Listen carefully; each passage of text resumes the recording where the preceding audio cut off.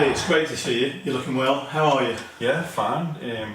Especially the last 2 weeks, I've been feeling a lot more myself, and it's pretty good to be feeling like that after not knowing what it was being a normal 24-year-old. But it had to be done for my own health and for my own safety, and I'm glad that the worst out the way now.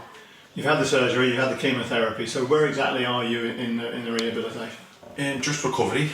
They've told me the chemo will stay in my system for up to 6 weeks. I'm coming up to 5 weeks now, so one more week and it should be fully gone. And I've started a little bit of light training, probably a bit earlier than what I should be, but I'm taking it easy and I'm listening to the doctors and listening to their advice, and it's important. I've got to keep doing that because if I push myself too hard, I'll end up going backwards. So I've got to make sure I get the balance right, and I'm back to see them the 10th and see what gets said there, and if all okay, I should be ready to step it up a little bit. Just stepping it up involve coming back to Plymouth and being able to do stuff back at home park? Yeah, definitely. I'm not going to be on the training pitch straight away. I'm going to be having to build my strength and fitness back up in the gym, because my body's took a good whack to this, all the type of drugs I've been taking. But it'll be the main thing first and foremost. I'll be getting back around the place, getting back around the lads. I know there's a good vibe there at the minute, and I just want to get back to it. I haven't known any different really, so I need to get back there and just be around them and be around the place, which will be good to get back to that. Has having that as an aim, as a target, as something to reach for, been helpful in the process, do you think? Yeah, definitely. It's been good. It's been better for me sitting here, whether it's been on Sky Sports or whether I've got to a game. I know I've got to a couple of games and the lads are winning. I know they've spotted me there a few times, and I've told them I'm coming a few times, speaking to a few, but the ones I can't get to, you were all sitting in the living room with Sky Gillette Soccer Saturday on, and with the radio on, with everything on, the Twitter, everything, and following it all, and it's been good to see us in good form.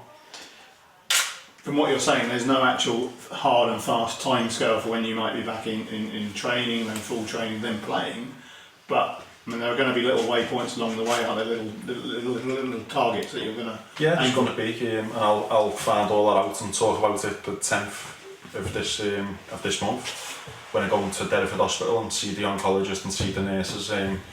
They're the experts, so that it's better to hear from them and tell me what the plan could be going forward. And yeah, it's slow steps, but the main aim is getting back on the green as quick as I can, and hopefully it'll be quicker than what I'm expecting to hear.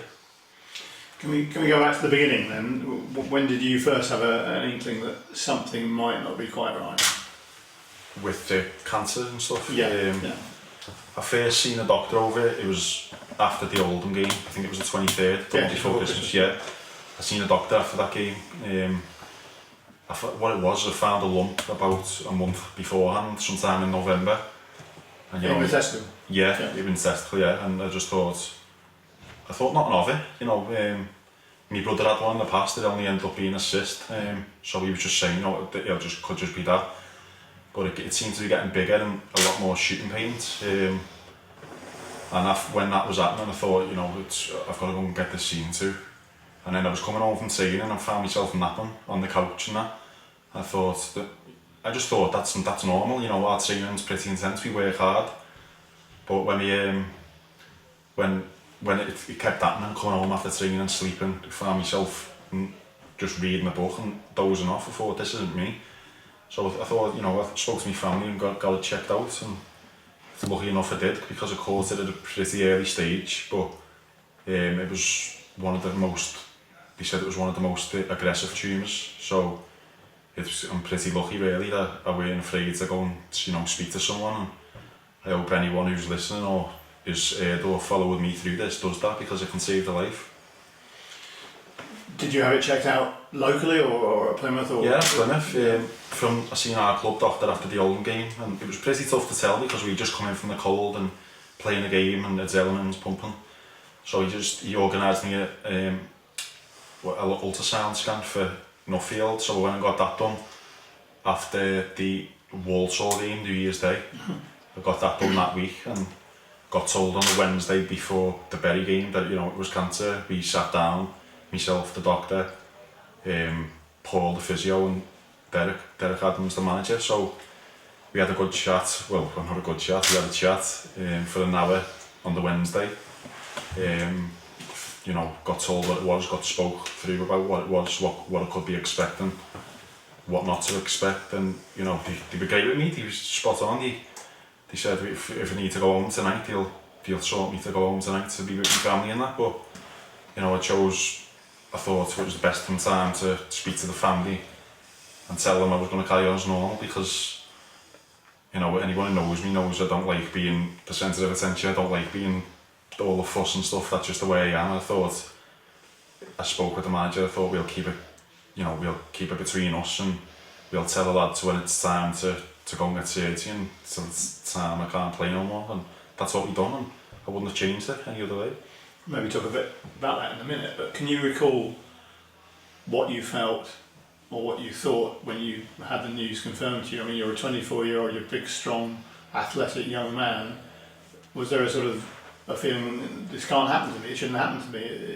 Was there any of that sort of feeling? Yeah, definitely. As soon as the doctor at the hospital was doing the scan, and I could just tell I knew there was something right. He went out, got someone else to come in and have a look, and he told me straight away, this isn't normal, but they'll be in touch within an hour. So I walk out the hospital, and straight away I get a phone call off the club saying you need to come in, and this is on a Wednesday, our day off.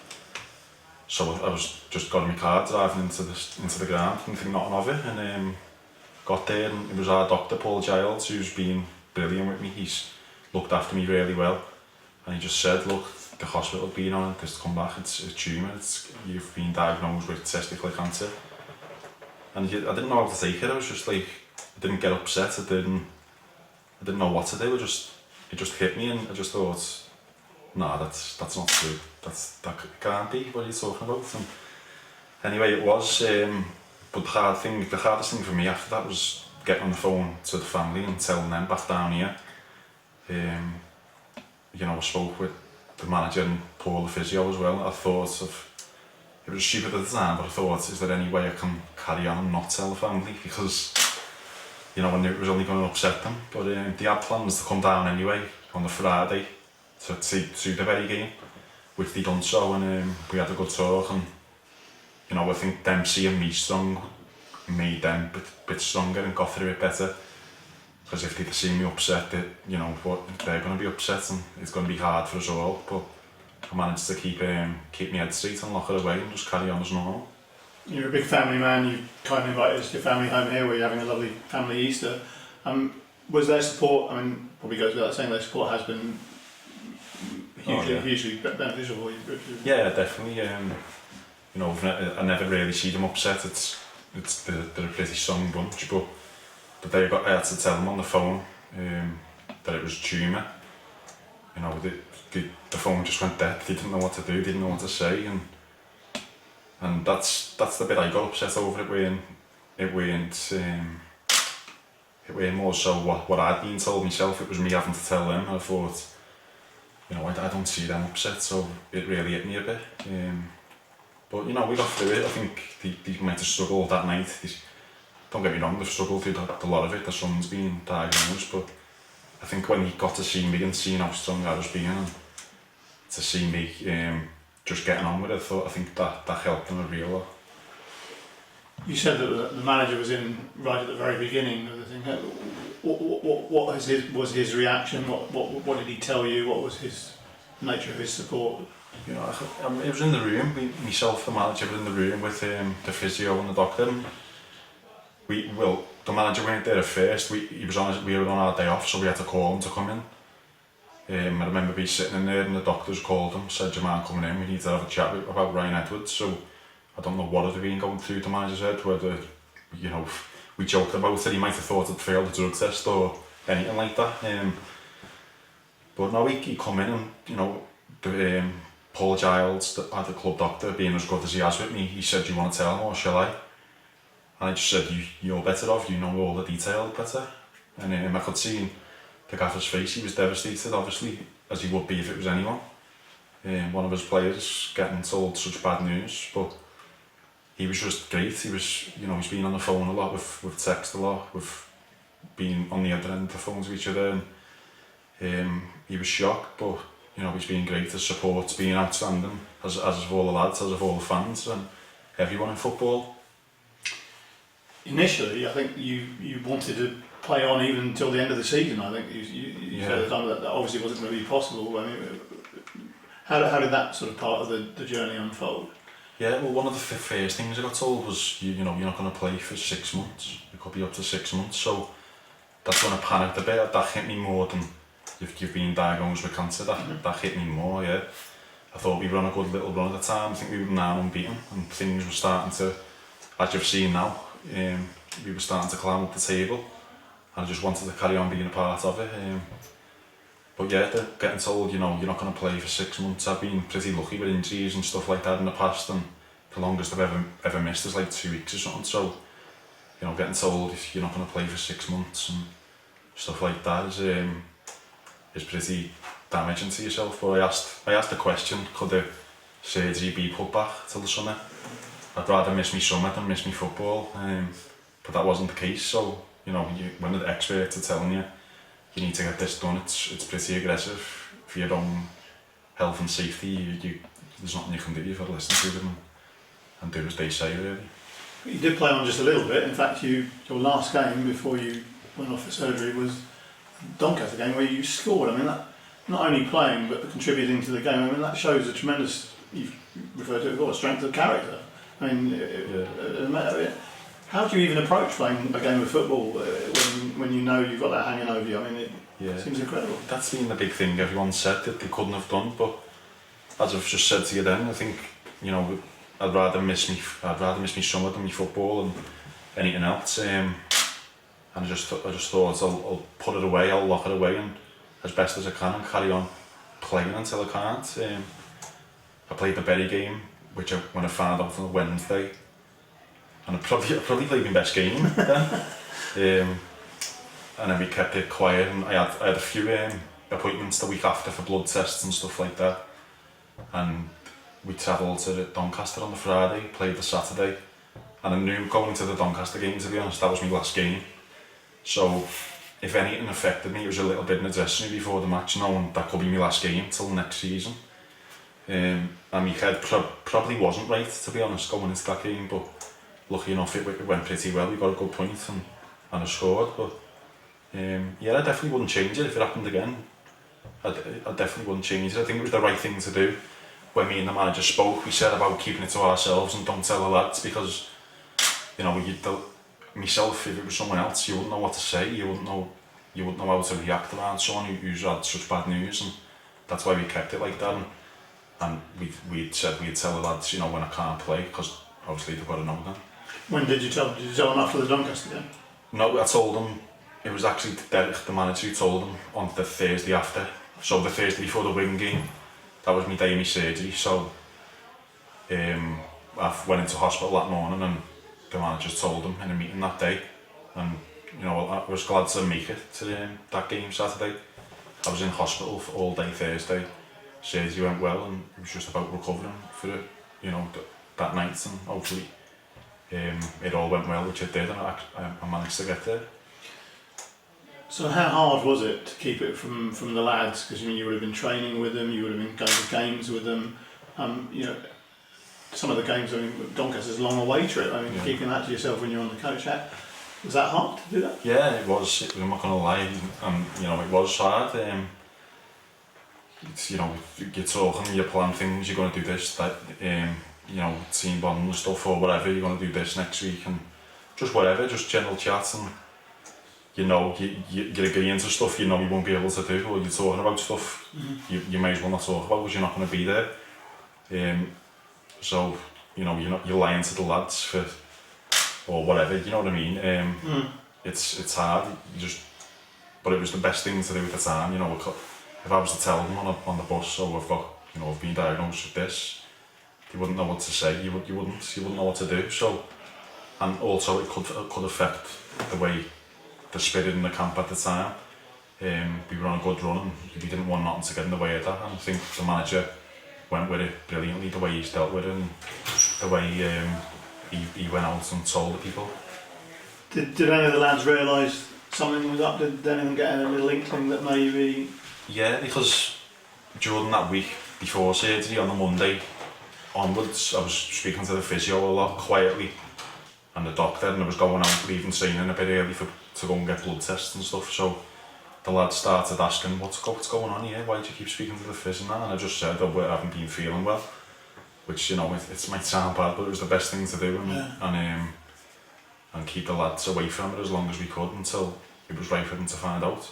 You must have, mixed with a lot of people who are in the same situation as you, other cancer sufferers, other people going through the same sort of treatment. Was that a help as well to people around you? Yeah, definitely. A load of people have tweeted me, loads of fans, not just for Plymouth, but in football fans in general, have left contact details to get in touch with if I wanted to. The cancer people have said from their charity there's people who'd like to speak to me, and I must give us, I mentioned to a former player who's actually from this area called Alan Stubbs. Yeah. He got in touch with me the night of my surgery and he wanted to meet me straight away. So I told him I'd be coming home. He doesn't live far from here, so he's been round the house twice. Brilliant. And for someone, such a big professional footballer who's been there and done it, to sit down and speak with him was very much, it done me the world of good to speak to someone who's been there. And you mentioned the support. I mean, I think Liverpool wrote about you in Jordan Henderson wrote in his match day notes in the Liverpool programming. I think you went to the game, didn't you? Yeah, I went. There's a fellow down in Cornwall who's organising a game for you in a couple of weeks' time. Somebody's running the London Marathon for you. And when you go back to Plymouth, you'll find that, and I think we've been sending you lots of mail on to you and everything like that. But there's lots of people who want to carry on doing things, so we probably talk about that later. But having that support from Plymouth and from the football world, Kevin Nelson, your old mate, never stopped tweeting about it, and Paul Mullen was wearing the shirt. I mean, it must be really, really, really comforting to feel that there's this whole support network around you, not least all with your family. Yeah, definitely. I knew it was going to go big. Obviously, professional footballer, someone coming out with cancer, as you've seen as Joe Thompson a few years ago, who's been in touch with me a lot as well, to be fair. He's been great with me, who I played with once at Rochdale. I knew it was going to go big, but I weren't quite expecting it to be this big, which we spoke about as well as myself with the club before we released it. We spoke about it, we wanted every single bit of detail to come out, which I think was the right thing to do because it could help someone. Hopefully it will help someone who gets in this situation at some point. And yeah, as you say, the support from my former teammates, these teammates, my current teammates, and not even teammates, players I've actually played against and had trouble with, and had sort of handbags, what you call them on the pitch. Some people you think you don't like or don't like you have been in touch, and it's great to see football coming together, and it gets put to one side, and it's all about your health comes first, and that's what everyone's realised, and being very supportive. I know you're quite a modest chap, but do you see yourself in the years to come and going forward being an Alan Stubbs to somebody else, if you like, being somebody who say, I've done that, I've been through it, I've tackled it, and the next time, maybe not even non-footballers, but people in the Plymouth area, for instance, who are going through it, maybe you can be some sort of beacon of hope to them. Yeah, I'd love to. Yeah, if it's if anyone's ashamed, or because some people are ashamed or embarrassed of talking about it, with it being a man's thing, with the testicles and stuff, but I'd love if someone was out there and wanted someone to talk to. I'd love them to get in touch with myself or the club, and come and see me and talk, or whatever it's about, wherever it is and whatever it's about, and just get it. I think that is important, to not only speak to someone, but to speak to someone who's been there and been through it. It'll help you massively because they know what's coming, they know what's expecting, and they because they've been through it, they know a bit more about it, and everyone you speak to, it's pretty hard at what to say to them. Everything's going to be all right. At the end of the day, you don't know everything's going to be all right because you don't know what they're going through exactly. But I'd love to be there. Yeah, I'd love to, whether it's in Plymouth or wherever, anywhere. If someone's out there and think they're suffering with something, I'd love to speak to them. Just finally, just throwing back to the time when you were having your treatment, and was there ever a time, and I hope the answer is no to this, was there ever a time when you felt like chucking in and saying, no, it's too much, I can't do it, I'm not going to go through with it? No, definitely not, 100% not. There was days when I thought, I'm going to be able to carry on as normally, and with stuff like that, because it was that hard. I thought I'd get over the chemo. I thought I'd walk all over it with being so young and fit, but it shows you how strong it is. You know, people suffer from it, a lot more of it than what I got, and you know, it must be pretty, it must be hard on the body for what they've got to go through if they've got to get through more than one cycle, which I got. But no, I thought coming into it, when you come in with my first day, they put the needle in, they get the bags out, that's when it starts hitting you again. Just after weeks after you're getting over your surgery, and you see a big bag and a big needle get ready to go in your arm. But as I say, it's got to be done, and it's hopefully the worst of it's over now. I'll get my checks on the 10th and that'll be all it. Brilliant. Well, you're looking great. Thank you for letting us come and talk to you. No, it's and fine. for being so honest. Yeah, it's fine.